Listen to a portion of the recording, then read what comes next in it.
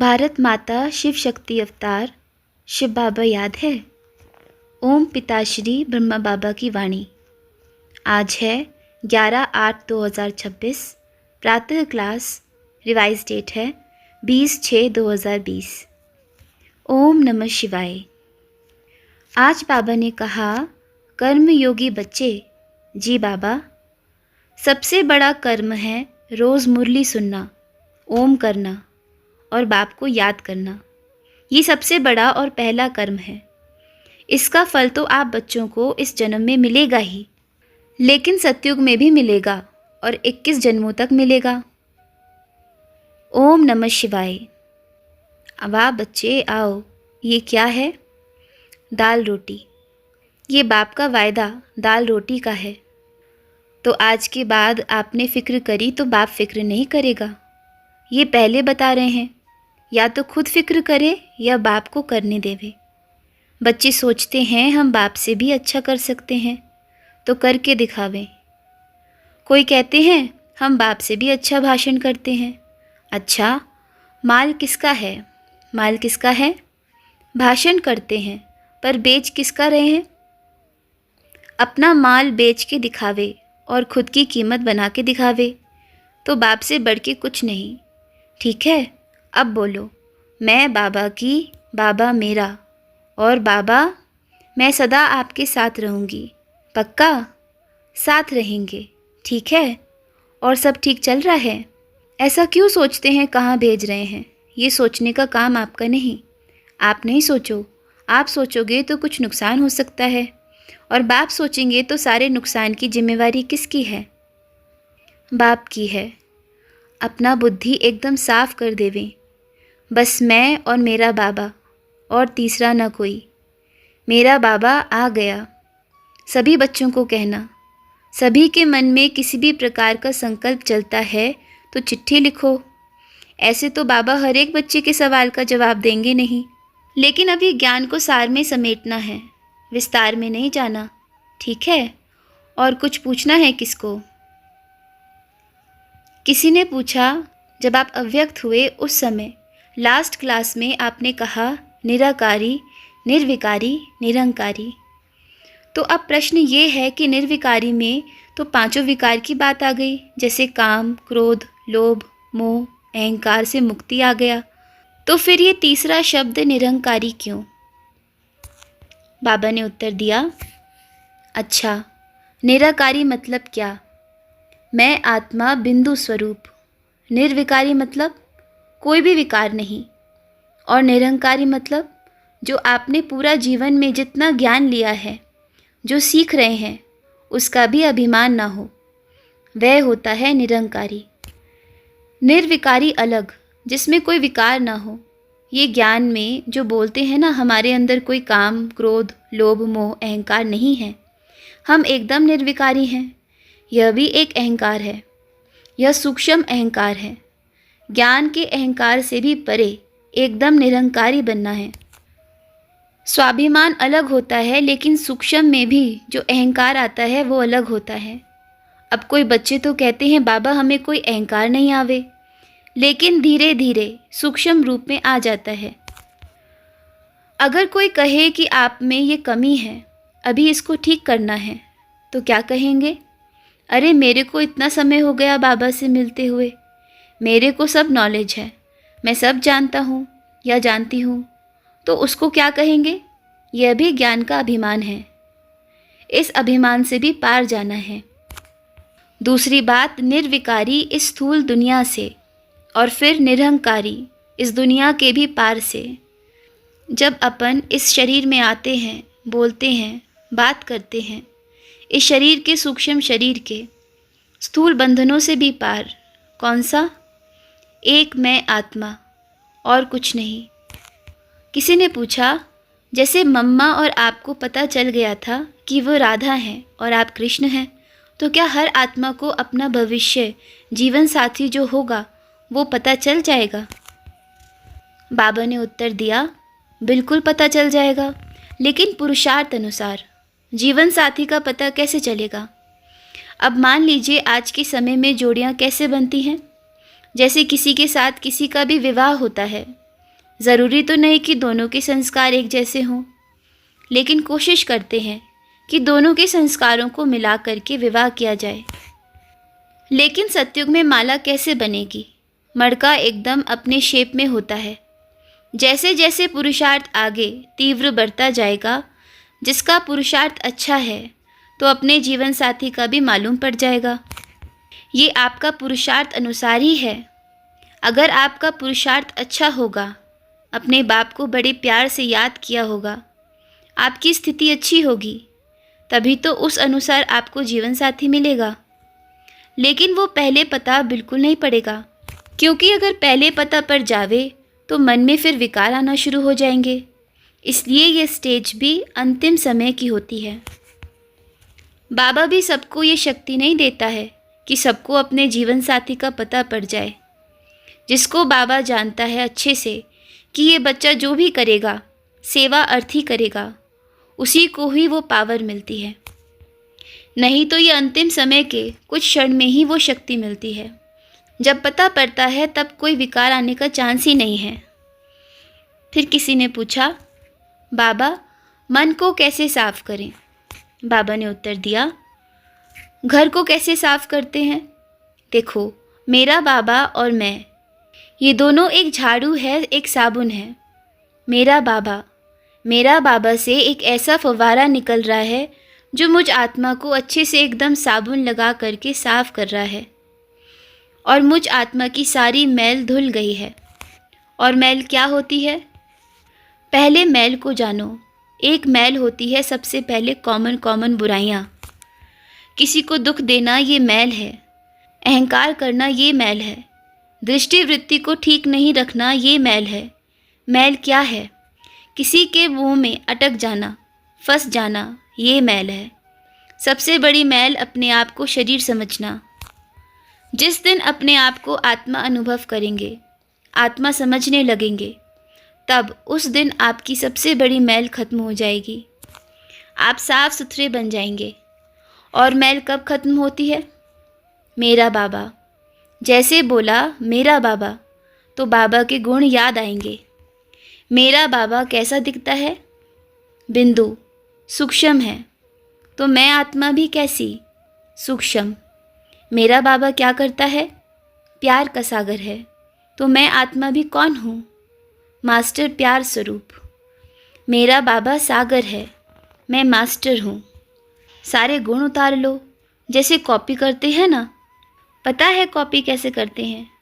आपको कहें एक चित्र बनावें तो उसको सामने बिठा के चित्र बनाएंगे ना। जैसा होगा ऐसे गुण उसमें उतारेंगे। एक चित्र है जो शरीर का है, लेकिन अपने को बाबा के चरित्र को कॉपी करना है, चित्र को नहीं। चित्र क्या है?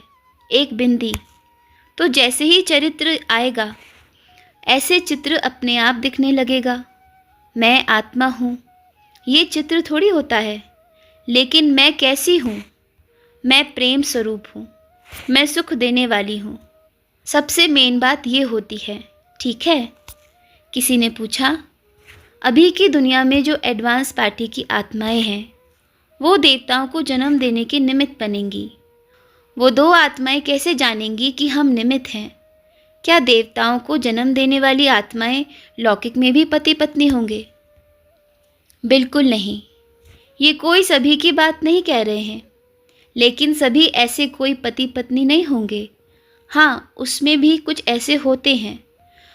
अभी जो स्टार्टिंग होगी, शुरुआत होगी, उसमें भी कुछ आत्माएं ऐसी हैं जो ऐसे ही जन्म देंगी, पति पत्नी नहीं। पर अभी ज़्यादा नहीं, मेजॉरिटी ऐसे नहीं होंगे। जो श्री कृष्ण के साथ वाली आत्माएं हैं, वह कुछ ऐसे होंगे। समाज को देख के कोई अपने को ऐसे बंधन में बांधेंगी। लेकिन सतयुग की बात कर रहे हैं। स्वयंवर के बाद जो देवी देवताएं हैं, जो देवी देवताओं को जन्म देंगे, वह तो पति पत्नी ही होंगे ना। देखो, बोलते हैं ना, जब परिवर्तन होता है तो विरोध होता है। अब जब परिवर्तन होने वाला है तो विरोध तो होगा ही, हर चीज़ का विरोध होगा। अब अच्छाई आती है तो बुराई विरोध करती है, और जब बुराई आती है तो अच्छाई विरोध करती है। द्वापर युग में जब बुराई आई तो अच्छाई ने विरोध किया, तभी अभी तक भी। लेकिन जब अच्छाई आने वाली है तो बुराई विरोध करेगी। राम रावण इधर ही होते हैं, कोई बाहर थोड़ी होते हैं। एक दूसरे के विरुद्ध होते हैं और दोनों ही बाप के बच्चे होते हैं। वंडरफुल बात तो यह है। बोलते हैं रावण ने भी शिव की भक्ति की, इसलिए बाबा कहते हैं माया मेरी बच्ची है, प्यारी बच्ची है, क्योंकि मुझे हीरे तराश के देती है। ठीक है बच्चों, जैसे आज के समय में भी बच्चों में माता पिता के गुण संस्कार और आदतें दोनों की होती हैं, तो जो देवता जन्म लेंगे तो क्या उनमें भी उनके माता पिता की शक्तियाँ, संस्कार, गुणों का महत्व नहीं होगा? और जो देव आत्मा जन्म लेगी उसके अपने पुरुषार्थ और जमा के परसेंटेज के अनुसार उस देवता के गुण, संस्कार, शक्तियाँ भी होंगी ना। तो उसमें दोनों होते हैं। देखो संस्कार क्या होते हैं। एक होते हैं आत्मा के अपने ओरिजिनल संस्कार, अपने खुद के। दूसरा होते हैं माँ बाप के संस्कार। तीसरा होते हैं संग दोष के संस्कार। देखो दोनों आ जाएंगे आत्मा के अपने खुद के पुरुषार्थ अनुसार। आप सोचो, देवी देवताओं के घर में जन्म लेने वाली क्या कोई ऐसी साधारण आत्माएं होंगी? उनका पुरुषार्थ भी तो इतना होगा जो उस घर में जन्म ले सके। और वे जैसे जन्म लेंगे तो जो देवी देवताएं हैं उनके बच्चे भी कैसे होंगे? वैसे ही होंगे ना। सारी एक चेन जुड़ती है और एक पूरा हार बनता है। एक एक धागा जुड़ता है तब एक माला बनती है। एक एक पॉइंट जब जुड़ता है तभी एक गले का हार बनता है। तो ये चेन जुड़ी हुई है। ठीक है। अच्छा, आज सभी बच्चों को विशेष बाप दादा का मीठा मीठा याद प्यार।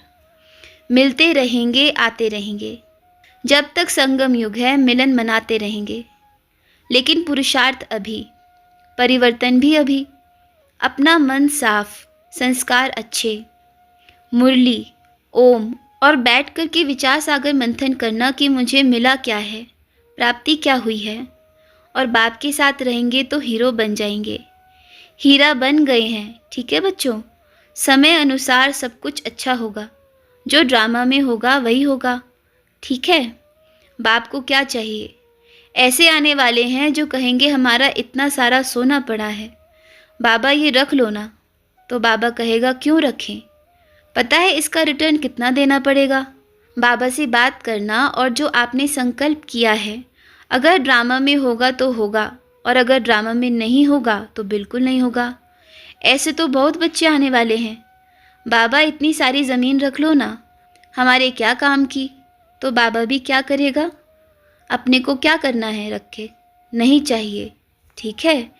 इसीलिए ऐसे बच्चे आने वाले हैं, अपनी संभाल करनी है, क्योंकि अब माया धन के रूप में भी आएगी। बाबा इसी चीज़ से परीक्षा ले लेगा। ध्यान रखे सभी बच्चे, ये पेट 2 रोटी चाहता है, बस इतना ही। पर ऐसा नहीं है कि कर्म नहीं करना, कर्म से कभी पीछे नहीं हटना। कर्म है, फल है, और फल है तो कर्म है। कर्म के बिना कोई फल नहीं है। आपका कर्म सर्वश्रेष्ठ होगा तो फल भी इतना ही सर्वश्रेष्ठ होगा। लेकिन लालच बहुत बुरी चीज़ है। ठीक है बच्चों, बाबा को हीरो चाहिए ना, और हीरे चाहिए, सच्चे हीरे। झूठे हीरे तो अब देखना आने वाले समय में ऐसे बिखरे फिरेंगे। सच्चा हीरा कितने करोड़ का होगा? 2 करोड़ का, 4 करोड़ का, 10 करोड़ का। पहले तो लाख का होता था, 1000 का होता था। अपन की दृष्टि में तो हीरे नहीं हैं, ये पत्थर हैं। पत्थरों का क्या करना है? जब अपने को पता है हमारे संस्कार ही हीरे हैं और एक हमारा बाबा और हम ही हीरे हैं, सच्चे हीरे हैं, तो पत्थरों का क्या करेंगे अपन? कुछ काम के नहीं। हाँ, इतना काम करो जो परिवार चले।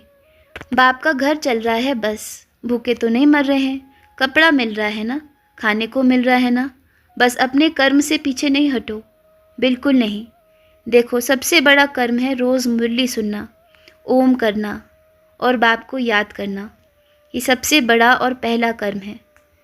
इसका तो आप बच्चों को इस जन्म में मिलेगा ही, लेकिन सतयुग में भी मिलेगा और 21 जन्मों तक मिलेगा। और स्थूल कमाई भल करो, मना नहीं है, करो, लेकिन टेंशन में आकर नहीं। अपन के उस टाइम में घर में अगले टाइम का भोजन नहीं था, फिर भी अपन को कोई टेंशन नहीं था। बाबा 300 बच्चे कैसे खाना खाएंगे? नहीं, बच्चे किसके हैं? मैं किसका हूँ? तो फिक्र किसका है? मैं क्यों करूँ फिक्र? मैं तो बेफिक्र हूँ। बच्चे बाप के हैं, बाप खिलाए या भूखा रखे, मैं क्यों टेंशन करूँ? मेरा कुछ है ही नहीं जो मैं फिक्र करूँ। सब कुछ तो उसका है, उसने ले लिया। तो फिर उस टाइम भोजन नहीं था, तब भी बेफिक्र थे। इस टाइम घर में पूरा 2 मास का भोजन पड़ा होगा, पर टेंशन सबसे ज़्यादा होगा। तो भी टेंशन। 2 मास का भोजन रखा है, 6 मास का भी पड़ा है, 10 मास का भी पड़ा है, फिर भी टेंशन। तो ये क्या बाप पर निश्चय की निशानी है? और तो छोड़ो, अज्ञानी तो करेंगे, वो अज्ञानी हैं, उनको ज्ञान नहीं है। लेकिन जो बाप के बच्चे हैं, जो पक्के पक्के कहते हैं हम एकदम पक्के हैं, ये कौन सा निश्चय है? जो बाप को छोड़कर बाहर भटके।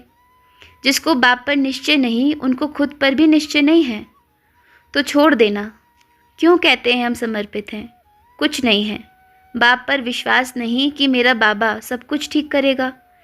इसलिए तो बाबा कहते हैं दाल रोटी उसको ही दूंगा जो सच्ची दिल, बड़ी दिल वाले हैं। और सबसे बड़ी बात, दृढ़ संकल्प, निश्चय बुद्धि कि मेरा बाबा मेरा ध्यान रखेगा, मेरा बाबा मुझे भूखा नहीं मरने देगा। ऐसा नहीं कि ऐसे आराम से सोते रहो और बाबा दाल रोटी देगा। कर्म करना है। कहते हैं ना, भाग्य क्या है? कर्म आप कर रहे हो तो भाग्य भाग कर आएगा। अगर कर्म से कदम पीछे हटाया तो यहाँ आने वाला भाग्य भी भाग जाएगा बाहर। बोलेगा ये तो आलसी अलबेलापन वाला है, लापरवाही में पड़ा रहता है। तो मैं तो जाता हूँ। इस सृष्टि पे आए क्यों? कर्म करने। इस शरीर में आए क्यों? कर्म करने। दृढ़ निश्चय, मेरा बाबा मेरा ध्यान रखेगा। दूसरा है कर्म। कई बच्चे कहते हैं हम जब से बाबा के बने हम पूरे लुट गए हैं। कोई बच्चों की शिकायत भी आती है क्योंकि आपको बाप पर निश्चय ही नहीं है, कभी भी अपनी बुद्धि का इस्तेमाल ही नहीं किया है। कई बच्चे बोलते हैं बाबा हम तो सिर्फ आपके हैं, ये तन भी आपका, मन भी आपका, धन भी आपका। तो बाबा कहते हैं बाबा का बनने के बाद लुट गए, मतलब वो कहने मात्र धन था, कहने मात्र तन था। इसलिए बाबा कहते हैं बच्चे निश्चय बुद्धि, एक मेरा बाबा बस। उस टाइम की बात है। कोई कहते थे बाबा ये धन आपका है। हाँ, बाबा भी कहते हैं ये बाप का है। इसको भल गीता पाठशाला खोलो, ज्ञान सुनाओ, लोगों का कल्याण करो। ऐसा नहीं कि सब इधर दे के जाओ। बाप ने कभी किसी को ये डायरेक्शन नहीं दिया कि सब अपना धन लेके आओ और इधर दे के जाओ। बाबा कहते हैं भल आप एक हिस्सा रखो, अपना शरीर निर्वाह अर्थ कर्म करो, बच्चों को खिलाओ। अरे जब सब इधर रख जाएंगे तो उधर बच्चों को क्या खिलाएंगे? बच्चे कहते हैं बाबा हम इधर ही रह लेते हैं। अगर रहते हैं तो सारा बुद्धि धन में ही जाएगा कि ये मैंने ही दिया है। भल थोड़ा करें, 1% करें, पर समर्पण से करके भूल जाएं कि किया है कुछ। ठीक है? हाँ, पर जिनके बच्चे नहीं हैं कहते हैं बाबा कुछ नहीं अपने पास, अपन सफल करना चाहते हैं, तो बात अलग है। जो बच्चों को ऐसे छोड़ के सब कुछ ऐसे देते हैं तो क्या होगा? ये पुण्य नहीं होता है। बच्चों को तो छोड़ दिया, लेकिन कोई बच्चे कहते हैं कि बाबा आपने भी तो ऐसे किया। बाप आए, इतना बड़ा विश्व का मालिक बना रहे हैं तो क्या नहीं करेंगे? और बाप ने ऑफ़र दिया, सभी को चांस दिया, हर एक आत्मा को। परिवार को नहीं छोड़ा, परिवार को साथ में लेके चले। पर परिवार छोड़ के जा रहा है तो क्या करेंगे? अपन ने तो नहीं छोड़ा, बिल्कुल नहीं छोड़ा। भले अपन को सबने छोड़ दिया हो, भूखा तो नहीं मरने दिया। रहे या भूखे मरे, अगर ज़्यादा लालच करते हैं तो कोई बाहर जाकर कमावे खावे। पेट क्या मांगता है? 2 रोटी ही मांगता है। अच्छा ठीक है, फिर मिलेंगे। सभी बच्चों को मीठा मीठा याद प्यार। फिर मिलेंगे, मिलते रहेंगे। संगम युग है और आने वाला समय भी विशेष अटेंशन, निश्चय बुद्धि। मेरा बाबा बैठा है बस। ठीक है? ओम। हम रूहानी बच्चों की रूहानी माता पिता बाप दादा को याद प्यार, शुभ प्रभात और नमस्ते बाबा, नमस्ते। शुक्रिया बाबा, शुक्रिया। आज का वरदान है बेहद के वैरागी भव। ड्रामा अनुसार कलयुगी दुनिया का दुख और अशांति का नज़ारा देख बेहद के वैरागी बनते जाएंगे। कुछ भी होता है सदा अपनी उड़ती कला हो। दुनिया के लिए तो हाहाकार है और अपने लिए जय जयकार है। किसी भी परिस्थिति में घबराना नहीं। हमारे लिए तैयारी हो रही है। साक्षी होकर सब प्रकार का खेल देखो। याद की भट्टी में रहो तो सदा सेफ रहेंगे। अच्छा, ओम नमः शिवाय।